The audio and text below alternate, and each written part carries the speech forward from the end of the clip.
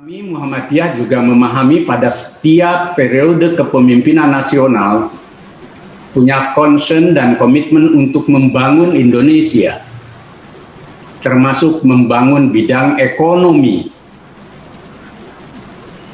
Kami dukung sepenuhnya pembangunan di bidang ekonomi selain politik, budaya, keagamaan, pendidikan, dan lain sebagainya. Bahkan Muhammadiyah merupakan satu-satunya ormas yang berdiri di garis depan dengan amal usahanya, termasuk amal usaha ekonomi untuk kesejahteraan dan kemakmuran rakyat. Tetapi Muhammadiyah juga memiliki pandangan yang integratif. Pembangunan ekonomi tidak boleh bertentangan dengan agama, nilai-nilai agama, Pancasila, dan kebudayaan luhur bangsa. Pembangunan ekonomi juga tidak boleh berdampak buruk pada masa depan bangsa, terutama menyangkut moral generasi bangsa. Nilai-nilai ekonomi banyak ruang untuk bersinergi dengan nilai-nilai agama.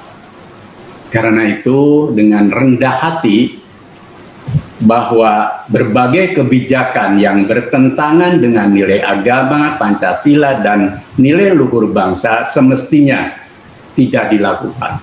Dan dengan jiwa kenegarawanan yang tinggi, insya Allah tidak akan menurunkan marwah pemerintah, juga untuk undang-undang DPR, lembaga yudikatif, dan semua kita.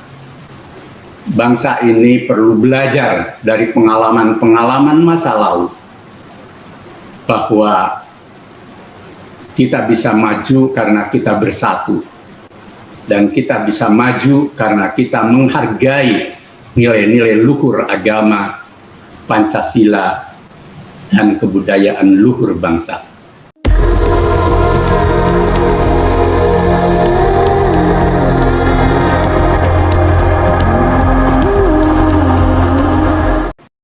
Assalamualaikum warahmatullahi wabarakatuh. Waalaikumsalam. Pak Agung Danarto, Mas Bahtiar, dan rekan-rekan wartawan dari seluruh media massa Indonesia maupun luar negeri.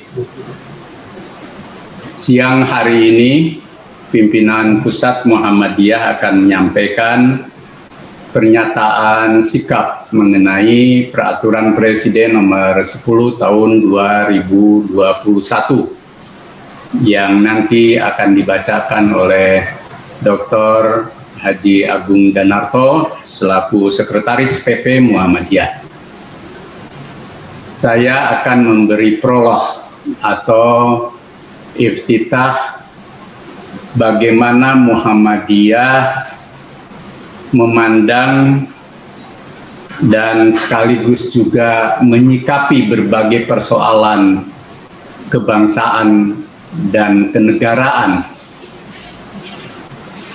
Muhammadiyah sebagai bagian penting dari bangsa bersama seluruh kekuatan nasional, dan sejak kelahirannya ikut berjuang untuk Indonesia merdeka, dan pasca kemerdekaan dalam berbagai periode kepemimpinan nasional, menyadari betul dan memiliki komitmen yang tinggi untuk membangun bangsa dan negara ini bersama pemerintah dan seluruh komponen bangsa dan warga bangsa agar tetap berada dan berdiri tegak di atas konstitusi, dasar negara, dan cita-cita perjuangan para pejuang dan pendiri bangsa Indonesia.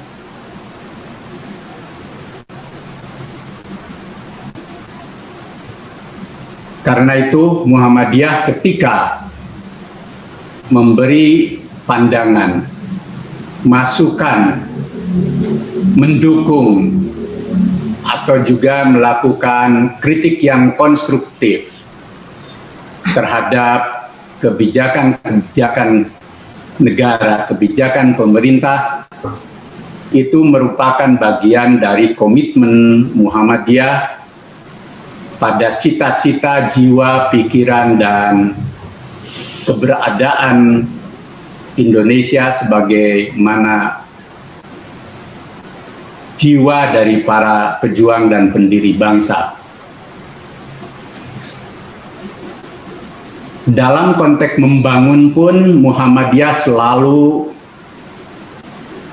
menjadi partner yang terdepan bersama kekuatan bangsa lain dan mendukung langkah-langkah pemerintah, tapi juga ketika ada hal-hal yang kami pandang perlu sejalan dengan prinsip dasar pikiran, jiwa, dan cita-cita kebangsaan, maka Muhammadiyah pun menyampaikan masukan dan kritik.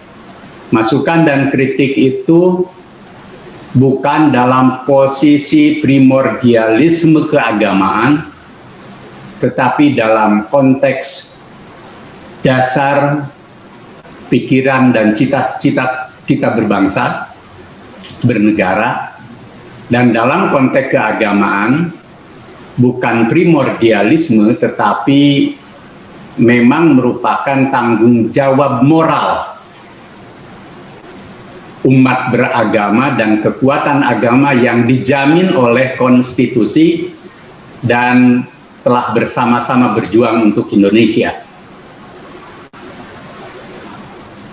Kami memahami bahwa Indonesia ini ketika diperbincangkan dan kemudian diletakkan dasarnya oleh para pendiri bangsa di sidang BPUPK dan kemudian disahkan dalam sidang PPKI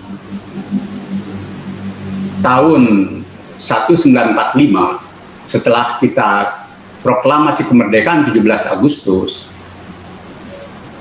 secara eksistensi, konstitusi, dan seluruh hal yang menyangkut fondasi kita berbangsa dan bernegara sudah selesai.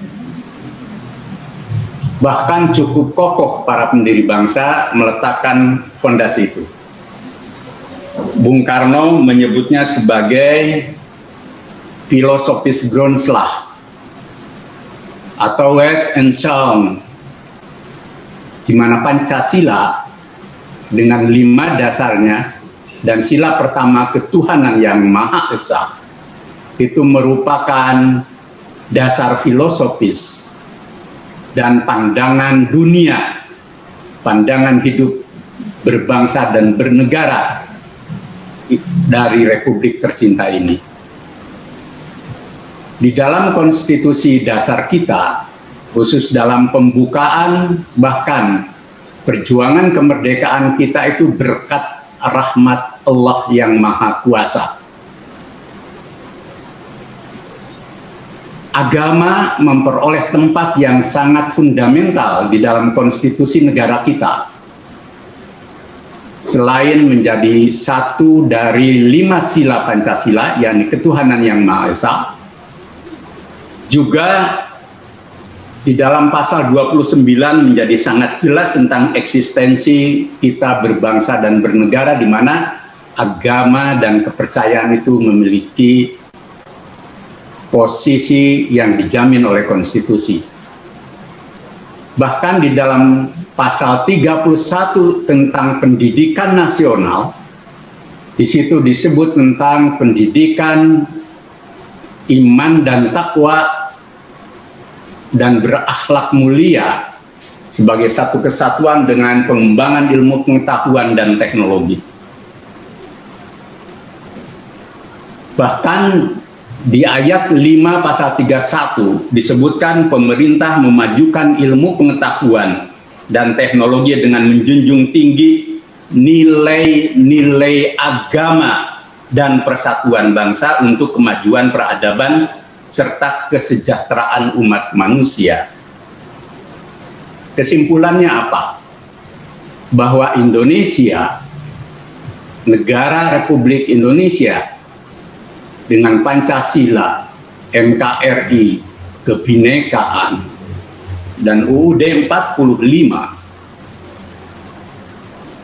serta berbagai kebijakannya itu harus memiliki pijakan yang kokoh pada agama, Pancasila, bahkan kebudayaan luhur bangsa, dan tidak boleh menyalahinya.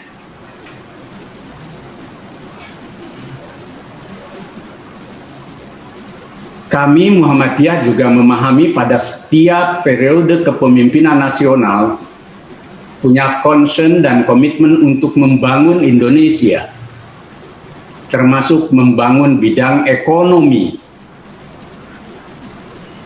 Kami dukung sepenuhnya pembangunan di bidang ekonomi selain politik, budaya, keagamaan, pendidikan, dan lain sebagainya. Bahkan Muhammadiyah merupakan satu-satunya ormas yang berdiri di garis depan dengan amal usahanya, termasuk amal usaha ekonomi untuk kesejahteraan dan kemakmuran rakyat. Tetapi Muhammadiyah juga memiliki pandangan yang integratif. Pembangunan ekonomi tidak boleh bertentangan dengan agama, nilai-nilai agama, Pancasila, dan kebudayaan luhur bangsa. Pembangunan ekonomi juga tidak boleh berdampak buruk pada masa depan bangsa, terutama menyangkut moral generasi bangsa.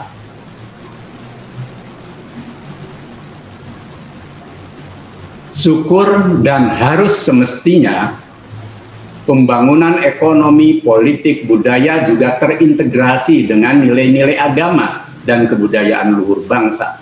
Dan disitulah tugas kepemimpinan nasional, eksekutif, legislatif, yudikatif, dan seluruh institusi yang menjadi bagian negara, termasuk pemerintah daerah.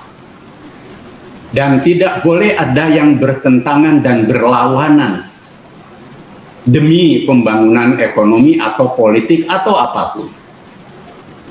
Bahkan Mr. Supomo di sidang BPUPK mengatakan pembangunan Indonesia setelah merdeka itu bukan hanya pembangunan raga fisik, karena Indonesia itu bukan hanya raga fisik, tetapi Indonesia itu bernyawa, kata dia. Bernyawa. Bernyawa itu sejalan dengan filosofis Groundslagnya Soekarno. Dan semua para pendiri bangsa juga demikian. Karena itulah maka pembangunan ekonomi, investasi, dan segala usaha untuk mensejahterakan dan memakmurkan rakyat kami dukung sepenuhnya. Tetapi manakala ada yang terkait dengan menyangkut nilai-nilai agama, kami juga menyampaikan aspirasi sejalan dengan pandangan agama maupun juga dijamin oleh konstitusi, bahkan juga memiliki legitimasi yuridis, filosofis, dan historis dari keberadaan Indonesia. Bagi kami umat Islam, miras dalam berbagai bentuknya seperti juga judi merupakan sesuatu yang haram. Haramnya mutlak, tidak bisa ditawar-menawar. Kami paham dan kami yakin dan kami percaya pemerintah dengan dasar berpikir bahwa Indonesia itu memiliki dan menghargai bahkan mengakui eksistensi nilai agama, seluruh agama, aspirasi umat beragama, dasar Pancasila ketuhanan yang Maha Esa, dan masa depan bangsa yang beriman, bertakwa, berakhlak mulia, tetapi juga berilmu pengetahuan, menguasai teknologi, serta memiliki kualitas sumber daya insani yang bisa bersaing dengan bangsa lain, maka segala bentuk pembangunan harus memiliki fondasi dan integrasi yang jalin berkelindan seperti itu, dan tidak boleh bertentangan. Kami juga percaya pemerintah dengan seluruh kekuatan nasional dan daerah akan mampu membangun bangsa dan negara ini dengan sumber daya alam yang kaya dan modal sosial yang luar biasa. Karena itu langkah-langkah yang pragmatis, yang memberi ruang pada hal-hal yang bertentangan dengan agama, bahkan nanti setelah kebijakan itu dipaksakan atau diterapkan, menimbulkan kegaduhan baru dalam kehidupan berbangsa dan bernegara, bahkan mungkin juga retaknya persatuan nasional, sesungguhnya itu merupakan harga yang terlalu mahal. Kami percaya pemerintah, juga DPR tentu, nanti juga seluruh kekuatan nasional perlu untuk berefleksi bagaimana hari ini dan ke depan kita bersama-sama mengawal Indonesia ini agar tetap sesuai dengan cita-cita kebangsaan dari para pendiri bangsa yang menghargai nilai-nilai agama, Pancasila, dan kebudayaan luhur bangsa. Nilai-nilai ekonomi banyak ruang untuk bersinergi dengan nilai-nilai agama. Karena itu dengan rendah hati bahwa berbagai kebijakan yang bertentangan dengan nilai agama, Pancasila, dan nilai luhur bangsa semestinya tidak dilakukan. Dan dengan jiwa kenegarawanan yang tinggi, insya Allah tidak akan menurunkan marwah pemerintah, juga untuk undang-undang DPR, lembaga yudikatif, dan semua kita. Bangsa ini perlu belajar dari pengalaman-pengalaman masa lalu, bahwa kita bisa maju karena kita bersatu, dan kita bisa maju karena kita menghargai nilai-nilai luhur agama, Pancasila, dan kebudayaan luhur bangsa. Itulah dasar yang menjadi pemikiran kami dengan pernyataan yang akan dibacakan oleh Dr. Agung Danarto. Terima kasih. Wassalamualaikum warahmatullahi wabarakatuh.